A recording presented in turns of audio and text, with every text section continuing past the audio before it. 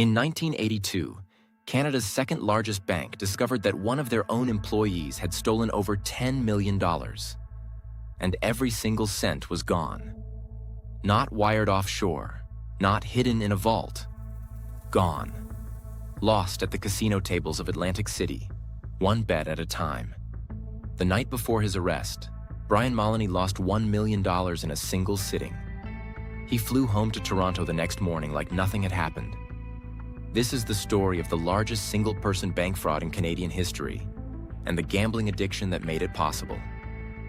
Brian Molony was born in Toronto in 1955, one of 9 children in the family of a surgeon. At age 12, he placed his first bet, $2 on a horse race. He won, and from that moment, he was hooked. By high school, he was acting as the class bookie, running bets for his friends in the schoolyard. He graduated from the University of Western Ontario with honors, sharp enough to pass the CIBC management training program straight out of school.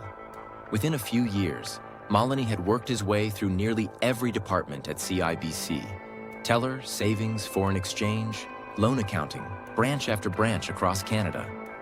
By 26, he was named assistant manager of a downtown Toronto branch on Bay Street, one of the youngest in the bank's history. But at home, he drove a beat-up car, wore cheap clothes from Kmart, and shared a cramped apartment in High Park for $300 a month. Nobody at CIBC knew that on weekends, that same man was flying to Atlantic City on a private Learjet, losing hundreds of thousands of dollars before Monday morning. In late 1980, Molony realized his position gave him something dangerous: the power to approve loans. He started small, creating fictitious borrowers, fake companies, approving loans in their names and funneling the cash to himself. Then he cooked the books to make it look like the fake borrowers were repaying on schedule, buying himself more time. Over 18 months, he fabricated more than 90 fictitious loans totaling over $17 million, cycling the money through shell accounts before it landed at the casino. His destination was always the same: Caesars Boardwalk Regency in Atlantic City, where the staff knew him simply as Mr. M. Caesars, flew him in on private jets, comped his suites, and gave him VIP treatment, all without once asking where his money came from. At his peak, Molony described gambling as an orgasmic rush without the pleasure. He could not stop. He did not want to stop. On one trip, he stuffed $350,000 in cash into his clothing at the airport. When his car keys set off the metal detector, he was sweating bullets. The money stacked right on top. April 26, 1982. Molony sat down at the craps tables at Caesars Atlantic City with over $1 million of CIBC's money. By 4 in the morning, it was gone. Every dollar. He went upstairs, threw up, and booked a flight home.